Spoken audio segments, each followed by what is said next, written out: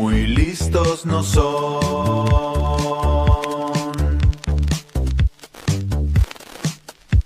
Muy listos no son.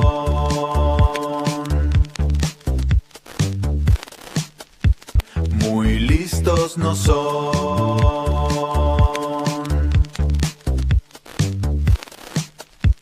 Muy listos no son.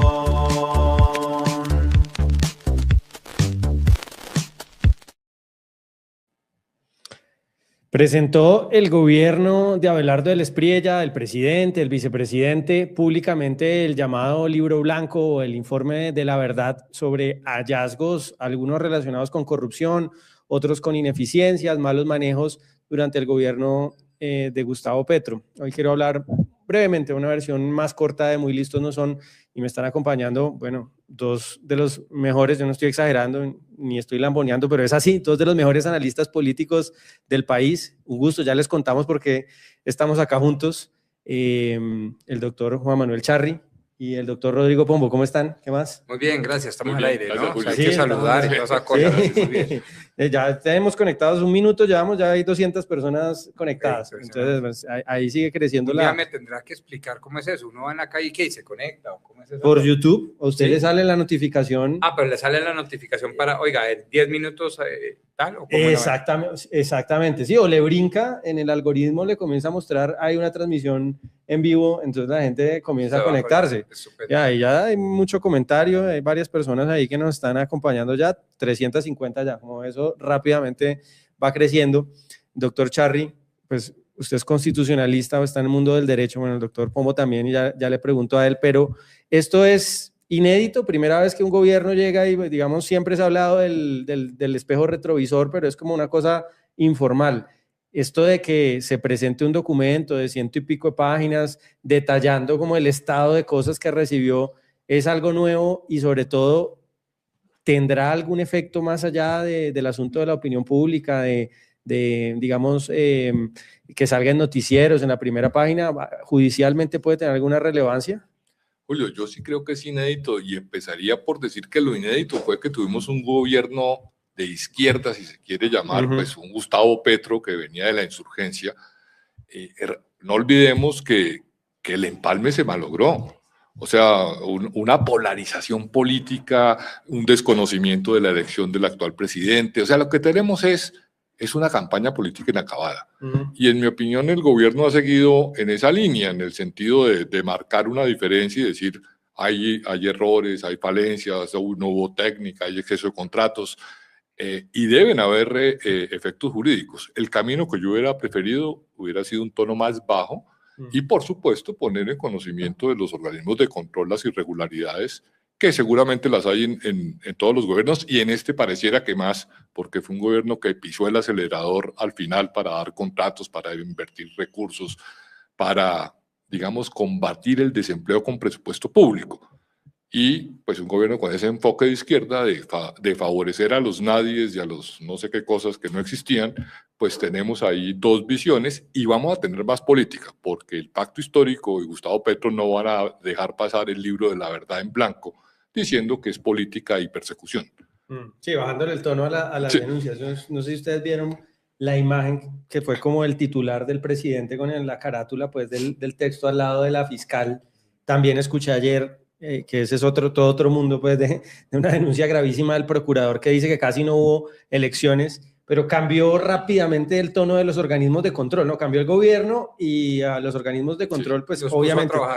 Y antes eran muy diplomáticos, normal, y ahora... ¿Dónde estaba el procurador antes? Sí. ¿Será que eso genera que vaya a haber efectos, digamos, medidas o decisiones de esos organismos, Fiscalía, Procuraduría, Contraloría? O... Yo creo que sí, por muchas razones. La primera, porque a parecer la magnitud de la corrupción fue realmente inédita, colosal y ciertamente histórica.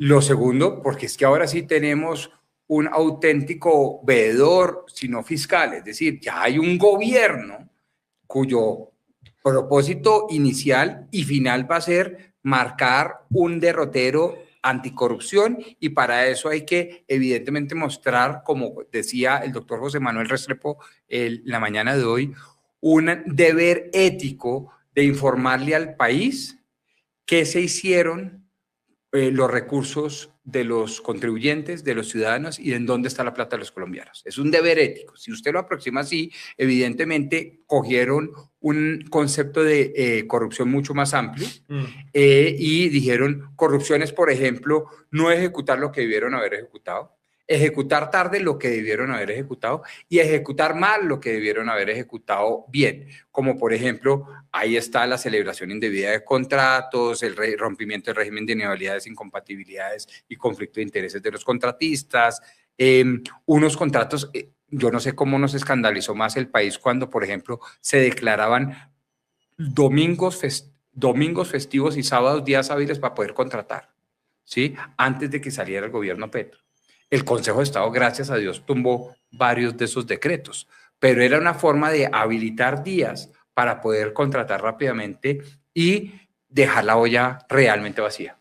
Entonces, digamos, a mí me parece que es muy interesante que hay una cantidad de corrupción nunca antes vista, con un gobierno que está diciendo, ahora sí les señalo en dónde está la corrupción, ¿sí? Y que le entrega formalmente no solo a la sociedad civil, como dijo el presidente y el vicepresidente, sino a los órganos de control. Estaba en la bandera de la Contraloría, de la Procuraduría y de la Fiscalía de telón de fondo, y le estaba entregando el libro de la verdad. La verdad es que ustedes hicieron corrupción. Entonces, a mí me parece que los órganos de control en esta oportunidad no pueden pasar tan de agache, ser tan diplomáticos, ser tan políticamente correctos y escudarse en lo de siempre, la morosidad judicial. La justicia tarda, pero llega, no se preocupen, que ahí seguimos en las investigaciones. Yo creo que bajo este gobierno deberán mostrar uno que otro resultado. Ha pasado algo, no sé si ustedes lo leen así, es, digamos, la lectura política de cualquier denuncia de un lado o del otro. Una manera que yo he visto de bajarle el tono o bajarle la importancia a estas denuncias es simplemente decir, no, esto hace parte de ese juego ideológico político y aquí no hay denuncias serias, sino que son fabricadas. Puede haber algo de eso que esto se lea simplemente como un instrumento politiquero del nuevo gobierno para pelear o para socavar la legitimidad del gobierno anterior y no. No, yo lo que le diría, Julio, es que hay dos mundos, por lo menos. Sí. El mediático, en donde están jugando los dos, sin duda, con un presidente que es muy mediático, que está en las redes, que graba videos, con un vicepresidente que hace lo propio. Y tenemos el otro mundo, que es el mundo, digamos, de las pruebas. Y ahí ahora tendremos que ver el libro de la verdad y ver qué documentación tiene y que los órganos de control funcionen. Pero digamos que empezamos por el primer mundo, que es el mediático, y estamos ahondando la polarización política. Bueno, aquí hay una pregunta que me parece importante y es esta que hace Rosana Duarte. Es una crítica que se le hizo al Centro Democrático, bueno, en general al Congreso, por haber autorizado la salida de Gustavo Petro del país. Y lo que pregunta aquí Rosana es, ¿y aún así dejaron a Gustavo Petro salir del país? Yo pues, sospecho que todavía esto no es un impedimento, digamos, judicial para que Petro salga del país y que ese fue como el razonamiento de los legisladores que lo aprobaron, pero no deja de haber como cierta molestia de una parte de la opinión pública que dice, oiga, si estos 80 denuncias, algunas de corrupción, otras de malos manejos, son ciertas y son reales y hay pruebas y hay documentación, ¿cómo es que el gran responsable de esto simplemente, bueno, me voy a México o a donde sea? Se han documentado, dice el gobierno entrante, más de 300 casos, ejemplos ya documentados. Se presentaron ayer a manera de ejemplo más de 80 casos para poder sustentar los 8 o 9 patrones de comportamiento en los 3 estadios. El estadio previo de la omisión, el estadio previo de la contratación irregular y el estadio de la consumación de delitos en la parte de la ejecución y liquidación de los contratos y nombramientos. Son patrones, entiendo yo, en estos estadios que están acompañados de más de 80 ejemplos para ilustrar a la opinión pública y a los órganos de control. O sea, pero entiendo, son más de 300 los que ya este gobierno ha registrado y van a venir, dice el doctor José Manuel Restrepo Bandano, van a venir muchos más porque la orden es que cada uno de los nuevos ministros tendrá que hacer lo propio en su respectivo ramo. Eso lo primero, es sobre la magnitud de nuevo. Lo segundo, con base en eso muchos dicen, como por ejemplo el doctor Enrique Gómez Martínez, que va a ser un senador pues referente sin duda ninguna en los próximos años, en los próximos 4 años sin duda, que pues hay una tesis de decir, usted no puede salir, no lo podemos dejar salir porque se va a volar porque usted es un criminal. Sí. Me parece que es una tesis, digamos, un poco equivocada en el sentido que aun cuando la intuición y todos nosotros, yo creo que hay criminalidad por todos lados y en donde el presidente Gustavo Petro sabía, pero eso es una conjetura. De ahí a brincarlo y traducirlo en una realidad penal que impida o traiga consecuencias jurídico-políticas como evitar que el presidente Petro salga del país, me parece que hay un largo trecho. Entonces, ese es el primer argumento. De cara a la opinión pública, a los votantes de Salvación Nacional y los partidos de derecha o de centro derecha, no es bien recibido decir autoricemos a ver lo que es políticamente rentable es decir no puede salir. Y los argumentos fueron muy bien presentados por Enrique y otros tantos, pero digamos, puse al doctor Enrique porque, repito, me parece hoy en día el senador más icónico de ese tipo de país, de esa cosmovisión de país, de esa representación genuina parlamentaria de un presidente que no tiene bancada parlamentaria, etcétera, etcétera. La otra, pues es que no pasó nada en el pacto histórico, bancada mayoritaria, no pasó nada, esto es un revanchismo, le están poniendo espejo retrovisor y como buenos revanchistas que son estos nuevos integrantes del gobierno, entre otras cosas le piden al Congreso que no deje salir al presidente, lo cual nunca ha pasado o por lo menos en la historia reciente. Y hay una tercera que es la que más me gusta, por eso uno queda huérfano de partidos, huérfano de votantes, huérfano de todo, que es como la mía, perdón, y a la de algunos otros que fue representada por unas voces muy lúcidas en el Congreso que decían, no, es que no se trata de revanchismos y no se trata de judicializar lo que todavía no es judicializable, sino que se trata de ponderación de política. Y la ponderación indica que en tanto en cuanto no hubo empalme, y toda vez que lo que se ha conocido hasta ahora no solo es corrupción, sino desastre, caos, anarquía, mientras que eso se logra, el presidente de un gobierno saliente debe quedarse 3, 4, 5 meses para dar la cara y ayudarnos a encuadernar esto. No puede salir corriendo y decir, ahí les dejo su casa pintada, como la célebre película, y quito la palabra de por medio. Sí, ¿cierto? Sí. Así tan elegante. No me queda. Por cierto, nos están echando flores hoy por estar con... Este podcast es así medio informal y pues estoy aquí con unos caballeros muy distinguidos. El doctor Charri se quitó la corbata de casualidad. Charri ya está más allá del bien y mal, queridos oyentes. A mí me toca trabajar, llego acá a 5:45 de la mañana y toca la corbatica. Sí, claro. Y si hubiera juzgados todavía me tocaría ir al juzgado y toda esa vaina. Y en gobierno de Abelardo del Espriella la corbata vuelve a estar de moda, ¿no? Muchos, sí. Bueno, no, y la guayabera. No, porque aquí hay mucho costeño. También, no? La guayabera también. Sí. Entonces, mi tesis es la intermedia, la ecléctica, como usted la quiera denominar, es decir, no se trata de una postura política anticorrupción, sino de una postura, digamos, de buen gobierno, de buena administración pública, en virtud de la cual se le pide, digamos, al presidente saliente un compás de espera de unos 3, 4, 5 meses, mientras que se encuaderna la casa, se sabe cuál es el estado del arte y después de eso puede irse tranquilamente si es menester. O por el contrario, si lo judicializaron y lo van a meter a la cárcel, pues le toca quedarse. Pero eso es harina de otro costal. Oiga, hay otra duda que están planteando ahí en el chat, doctor Charri, que pues ya que lo tengo acá es muy pertinente planteársela, y es que cómo así que hoy Gustavo Petro va a responder a la locución de Abelardo del Espriella. La gente dice que es raro porque un expresidente termina siendo el vocero de esas alocuciones. Pues no, raro, Julio, es que fue el jefe de la oposición siendo presidente y no funcionaron los controles. El presidente tenía que ofrecer garantías de equidad, de imparcialidad, que es lo que le toca o le tocaba como presidente de la República. Ya no me parece tan raro que, habiendo salido de la presidencia, ejerza la política. Si eso es lo que quiere el pacto histórico. Pues si le hizo campaña y fue el jefe de debate de Iván Cepeda, pues... Acá han ocurrido cosas, yo no diría raras, irregulares. Se probó que la financiación de la campaña de Gustavo Petro había excedido los topes y que había irregularidades. Lo que correspondía era que perdiera el cargo. Y con una tesis de la Corte Constitucional que uno puede aceptar o no, dijeron que tenía que tramitarse por la vía de un juicio político. Nunca se tramitó. Entonces tenemos irregularidades sin que los órganos de control hayan funcionado. ¿Por qué no funcionaron? Pues se le puede atribuir al propio gobierno que movió sus resortes en el Congreso, lo que sea. Pero digo, teníamos un presidente que hacía política de partido, que respaldaba a Iván Cepeda, que descalifica las elecciones. Se hacía campaña, digamos. Sí, y ahora nos vamos a sorprender porque va a responder un discurso. Digo, pues ya salió de la presidencia, que haga lo que quiera, si eso es lo que elige el pacto histórico, yo lo acepto. Lo que no acepto es que no hayan funcionado los controles cuando era presidente. ¿Y por qué no funcionaron? ¿Había una decisión institucional de no generar inestabilidad? ¿O en Colombia no queremos ser como en Perú, que los presidentes duran 3 meses? ¿O? Julio, esa es una buena pregunta, pero se la voy a contestar y le doy paso a Rodrigo, que seguramente agrega más.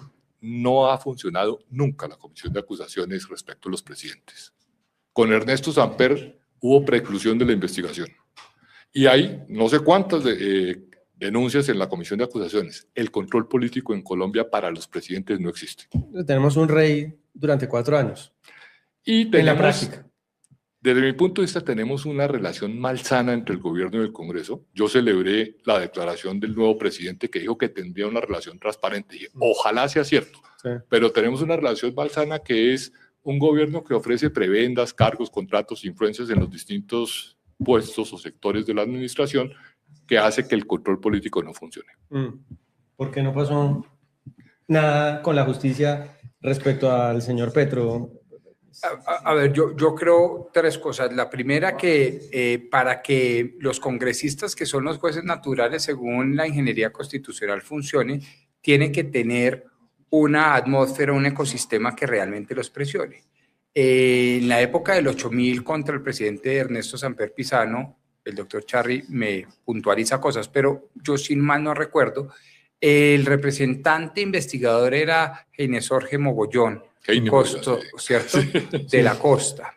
Y pues evidentemente lo que se patentizó en ese momento fue que después de la expedición de la muy reciente Constitución del 91, el 4 de julio del 91, pues se estrena con este megacaso, proceso 8000, y evidentemente dicen, uy, el constituyente dijo que el juez no era un juez cualquiera, no es propio de la rama judicial, sino el Congreso, el legislativo, a pesar de que sus orígenes eran igualmente políticos y electorales, partidistas, y no obstante lo cual se dijo, ese es el juez natural. Y este señor, pues obviamente ni tenía conocimientos de derecho, ni tenía conocimientos ni formación de investigador, ni podía manejar y administrar bien todo ese vasto expediente, pero además tenía intereses políticos. Eso fue un antecedente que nos dejó marcados de por vida. Y a mi modo de ver, en la vida reciente, digo yo, y a mi modo de ver eso fue lo que pasó. La diferencia grande, en mi concepto, es que en ese momento había tanta presión mediática y tanta presión comunitaria de la sociedad civil, que estos señores tuvieron que tomar unas decisiones, unas buenas, otras malas, archivaron la investigación, después en otros casos pasó a la plenaria, los famosos 111 votos ordenando la preclusión, no pasa a la Corte Suprema de Justicia, etcétera, etcétera. En este caso yo creo que la sociedad fue mucho más débil, más dividida, en tanto que más dividida quizás, los medios mucho más complacientes, no fueron tan aguerridos contra el doctor Petro, porque cómo íbamos a tumbar al primer presidente de izquierda, y me parece a mí que evidentemente la presión política al interior del Congreso pues no tenía las fuerzas para poder sacar un juicio político de indignidad y después que redundara en un tema penal. Esa es mi lectura. Bueno, a propósito de lo que usted menciona, ayer, ya que menciona el antecedente de Samper, que tampoco pasó nada, ayer estuvo, no sé si lo vieron. Dios los crea y ellos se juntan, dice el adagio popular. Sí. Estuvieron juntos en un restaurante por primera vez después de mucho tiempo, dice el expresidente Petro, sentados a manteles, Ernesto Samper y Gustavo Petro. ¿Qué lectura se puede sacar de ahí? ¿Cuál es esa? Ellos dicen que hay que formar un frente por la vida, y hay tal vez una idea de unificar otras vertientes, quizá no de izquierda radical, sino de liberalismo socialdemócrata y hacer una gran oposición al gobierno de Abelardo. ¿Qué hay detrás de esa foto? ¿Usted qué piensa que...? Bueno, no me sorprende porque el expresidente Samper ha estado próximo a esas toldas desde hace mucho tiempo. Sí. Mi lectura es que fue el único espacio político que le quedó después del escándalo del 8000. Y lo que vamos a ver en mi opinión, es una oposición muy aguerrida del pacto histórico y del expresidente Petro. Samper es, desde mi punto de vista, un agregado sin mayor peso político. Sin peso. Porque ahí el que tiene peso realmente es el expresidente Petro. Pero, ¿qué tipo de oposición? Porque, a ver, parte del ejercicio de la oposición, entiendo yo, implica reconocer que hay un ganador. El pacto histórico no reconoce a Abelardo de la Espriella como un presidente legítimo. ¿Cuál va a ser el matiz de esa oposición? No, yo le contesto, una oposición aguerrida, que está fundada o tiene antecedentes en la subversión, en la rebelión, en el paro, en convocar gente a la plaza pública, en que haya vandalismo. Ese tipo de oposición que ya no lo anunciaron. El presidente Petro dijo, si deshacen algo vamos a paro, si me hacen algo saldrá la gente a las calles. O sea, nos están amenazando con antelación de una política de confrontación, descalificación, que es la que suelen hacer cuando pertenecen a esos grupos subversivos, de descalificar al opositor. Bueno, usted ahí me mete, doctor Charri, en otro tema que quedó obviamente relegado por el asunto del terremoto y de la tragedia, pero fueron esas declaraciones muy horas antes casi de que llegara Abelardo de la Espriella a la presidencia, en donde Gustavo Petro decía, invitaba a conformar unas guardias libertadoras. Y él explícitamente, digamos, no es una interpretación, explícitamente decía, pueden ser guardias libertadoras armadas. Sin yo ser abogado, ni mucho menos, pero tengo la sensación de que eso es... A ver, entiendo yo que el concierto para delinquir es, incluso sin perpetrar el delito, reunirse con unas personas a planearlo. Eso a mí me suena como, si invito a un grupo de personas a conformar unos grupos armados insubordinados al ordenamiento jurídico, eso me suena a delito, o estoy exagerando. Yo no soy penalista, pero entiendo también que existe el concierto para delinquir agravado con unas características. Una de ellas es que sea abiertamente desafiante del orden jurídico. Es decir, no solo nos reunimos a decir, oiga, somos conscientes y dolosamente conscientes que vamos a elegir, sino que salimos y arengamos de ello y hacemos una cantidad de manifestaciones. Entonces, ese concierto para delinquir agravado, si es que cabe en esa tipología penal, básicamente, para traducirlo en lenguaje político, pues parte de un supuesto evidente, psicológico, con raíces históricas muy evidentes. Por ejemplo, el 9 de abril de 1970, con la elección de Misael Pastrana Borrero, pues nace el M-19 bajo la idea de que ese candidato y ahora presidente es ilegítimo porque se robaron las elecciones, y entonces ese solo hecho ya le permite a un grupo de la sociedad alzarse en arma y matar a otros para imponer su cosmogonía, su cosmovisión, sus valores éticos, y además de eso tratar de tumbar a un presidente que ellos consideraban ilegítimo.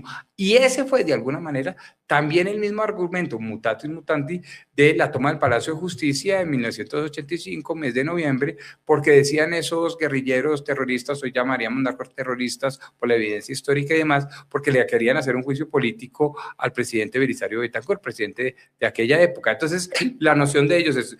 Yo aduzco, por dicho, la lógica es esta, yo aduzco que usted es ilegítimo, ¿sí? Y no importa si es ilegítimo y cae en una contradicción interna, que es lo que usted estaba diciendo en su pregunta. No, eso creo yo que eso es irrelevante. Como Cepeda posesionándose de senador, pero en desobediencia civil. Exacto. Entonces, eso no importa. Eso no importa. Yo aduzco que es ilegítimo, y en tanto que ese es mi argumento, yo me valido para tomarme una serie de prerrogativas, entre otras, dicen ellos, unas guardias libertarias armadas, que en buen castellano es guerrilla, es auténtica revolución armada, porque claro, la causa es mayor. Tumbar a un presidente ilegítimo, y agréguele esto a su dossier de buenos trinos y de buenas... yo digo que son muy buenos trinos porque Julio César deja datos históricos. Hay una frase que me pareció impresionante cuando dijo, es que Abelardo, el doctor Gustavo Petro Rego dice, saliendo de la presidencia, el doctor Abelardo de la Espriella va a ser un presidente que no termina su mandato, va a ser un presidente con periodo corto. Sí, Abelardo el Breve, le puso el breve, como Pipino el Breve, Abelardo el Breve. Abelardo el Breve.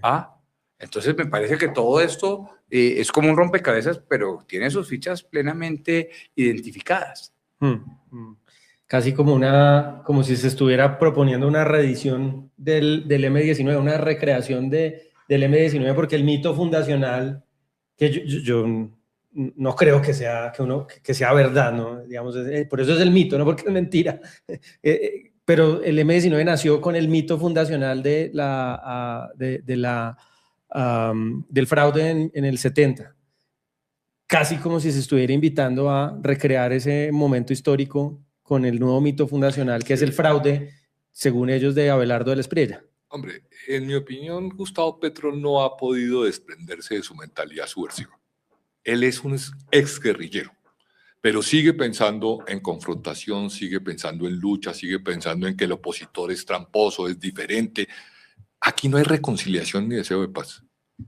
Hay todos los medios de lucha y para mí su gobierno fue una especie de guerra desde dentro, o sea, de demoler el Estado, de debilitarlo, además de gobernar con imágenes de espectáculo, de confrontación mediáticas. Y creo que está en eso. Ellos confiaban en que ganarían las elecciones, las perdieron y ahora están, digamos, montando el nuevo enfoque en esa beligerancia y en esa confrontación. Y bueno, con ese escenario, aquí me reclaman que estamos pues, pintando el escenario negativo, pero bueno, también hay, digamos, el escenario institucional. ¿Cuál sería un poco el análisis o la recomendación de ese escenario de una oposición muy beligerante? ¿Cuál sería la recomendación al nuevo gobierno? ¿No? ¿Qué podría decirle a los ministros de Abelardo del Espriella de cómo entender ese escenario, cómo navegar esa belicosidad de la oposición? Yo no soy nadie para darle clases a una persona como el doctor Abelardo y un equipo que, siendo unos reconocidos y notorios abogados, pasaron de ahí, que no le quito mérito, a la presidencia. Sí. Y lo hicieron de manera extraordinaria, a mi modo de ver. Y desde el punto de vista de la eficacia electoral, fabulosa. Sí. Y desde el punto de vista de la perspectiva histórica, única. Entonces, pues, ¿quién soy yo? Pero yo les diría, si por cualquier razón, motivo, circunstancia, me lo encuentro en la calle, lo que usted quiere decir, oiga, mire, usted no la pueden embarrar. Es decir, el escándalo, el más mínimo escándalo suyo, se va a potencializar como si fuera el gran escándalo. Entonces, el Coco Loco, por ejemplo. Por ejemplo. Es decir, hay que andar con pies de plomo porque ustedes son los grandes verdugos históricos o frente a la historia de, a mi juicio y en mi criterio, y así lo considero sinceramente, el peor gobierno presidencial de todos los tiempos de la historia republicana. Entonces, pues si ustedes son los verdugos y están llamados a eso, enhorabuena, pero entonces tienen que dar un ejemplo superlativo. Eso es lo primero que les diría. Sí. Lo segundo es que tristemente, y a pesar de el déficit y de que rasparon la olla y que no hay un peso en las entidades, etcétera, etcétera, se llevaron todos los contratos en una, repito, velocidad inusitada en los últimos 2-3 meses y demás.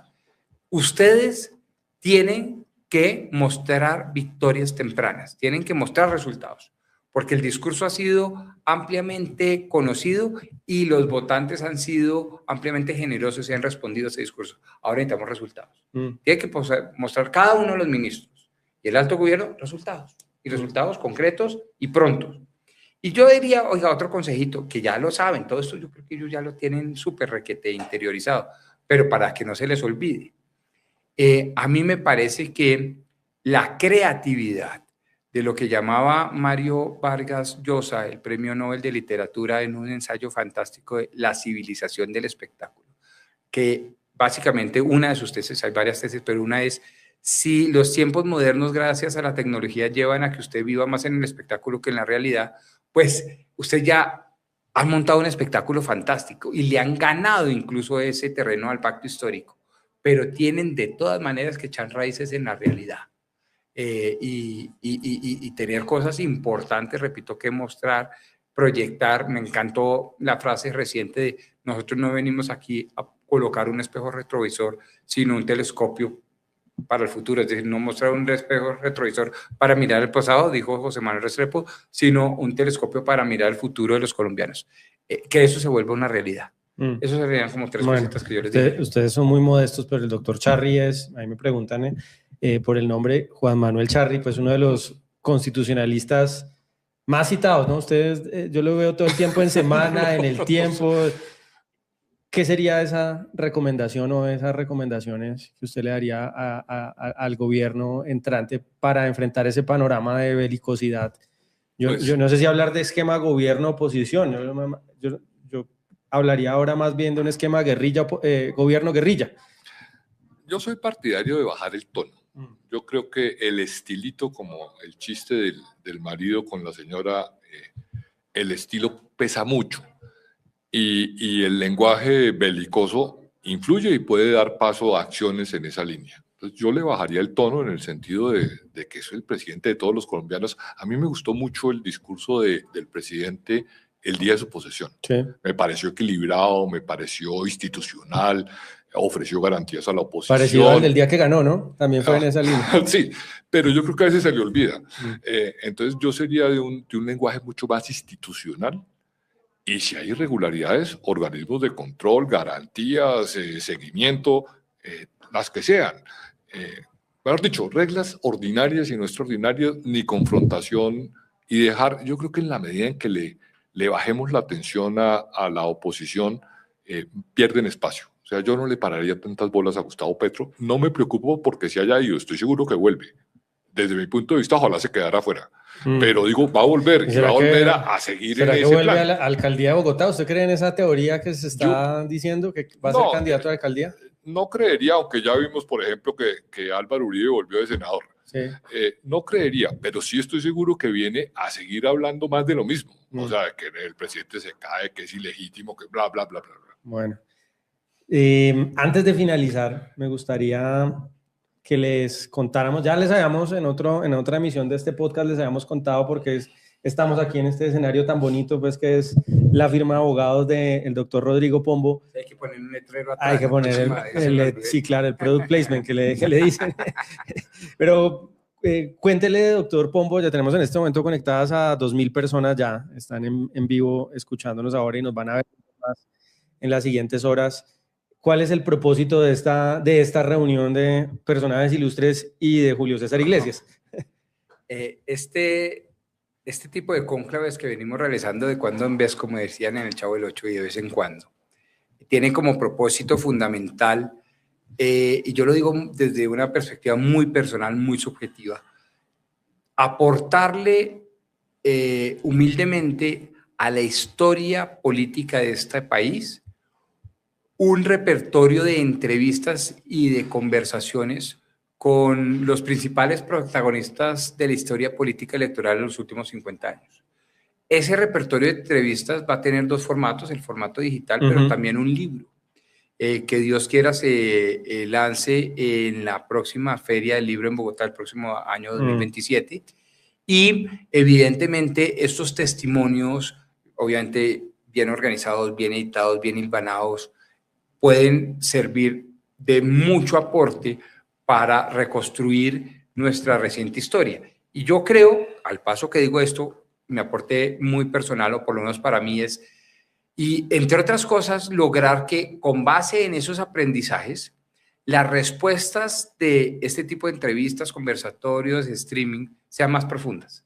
Elevar el nivel cultural hace que haya menos estridencia, que se baje el tono, que se profundice, que se aporte efectivamente a la institucionalidad, no simplemente en el discurso. Entonces, lo que yo veo es que estamos no solo aportándole a la sociedad un producto determinado, sino que el proceso en sí mismo es un aporte a la sociedad, porque estamos tratando de utilizar, gracias a usted y su equipo muy profesional, las redes y demás para elevar el argumento. Y a mí, en lo personal, me parece que ese es de por sí una gran razón, pues, para hacer este tipo de ejercicios. Bueno, hemos conversado ya, todavía no hemos acabado, estamos precisamente en esa jornada de grabación, doctor Charry, pero hemos hablado con figuras, pues, insignes de la política colombiana, desde Alfonso Gómez Méndez, digo, por las diferencias ideológicas, hasta, qué sé yo, Marta Lucía Ramírez, y muchos otros, Jaime Castro, políticos liberales, conservadores. ¿Qué es eso que usted, digamos, más le ha quedado de esas conversaciones? ¿Cuál es el mensaje común o principal que usted ha logrado extraer de esas conversaciones con esos protagonistas de la política en Colombia? Bueno, lo primero es que yo rescato mucho la experiencia de las personas, y sobre todo de las personas que cierran carreras, que ya están de salida y pueden hacer balances con perspectiva de su propia vida. Veo que en la mayoría hay persistencia, o sea, personas que no se rinden con el primer obstáculo, que tienen claridad de propósito, que han sido aguerridos, que han sorteado situaciones difíciles. En la política colombiana, digamos que se pone en riesgo la vida, y son personas que se la han jugado y han salido adelante. Valoro mucho eso y que cuenten su experiencia. Entonces creo que eso enriquece y permite para los que vienen detrás en el camino tener referentes de personas que se han dado de verdad unas luchas muy profundas para sacar adelante sus ideales. Bueno, doctor Charry y doctor Pombo, pues vamos a estar publicando periódicamente las entrevistas en este canal de YouTube, y como usted bien explicaba, luego esas entrevistas van a servir como insumo para la edición de un libro en donde vamos a un poco relatar la vida de estos personajes, y a través de eso también relatar la historia de la política en Colombia en 50 años. Lo vamos a tener en los próximos meses, esa publicación periódica de las entrevistas y posteriormente el libro. Así es, y complementaría con una palabra que me parece muy pertinente.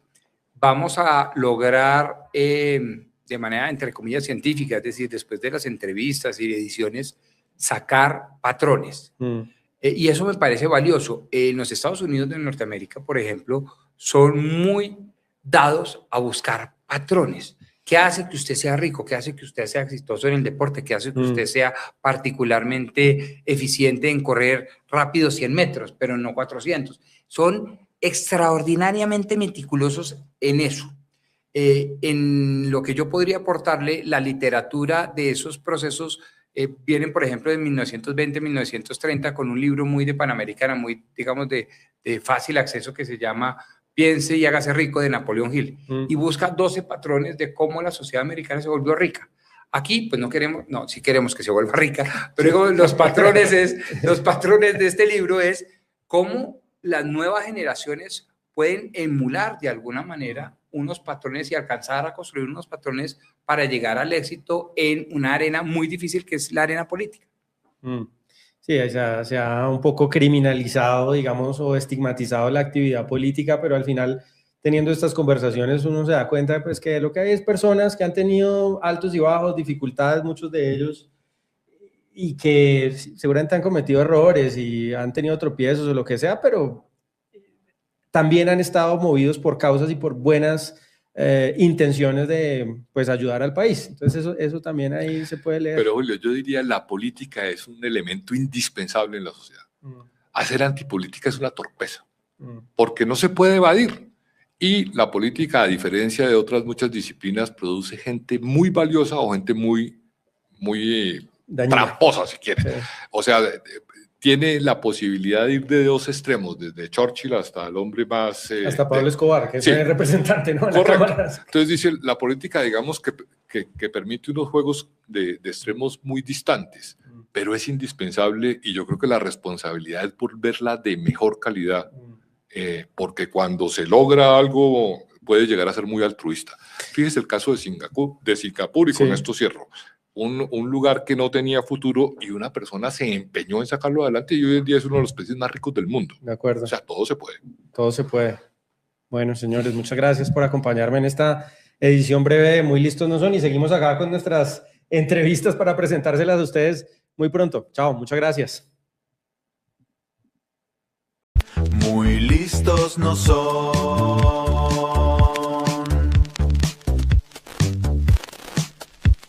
Muy listos no son.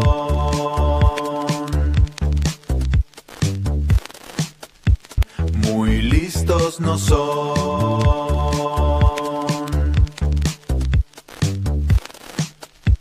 Muy listos no son.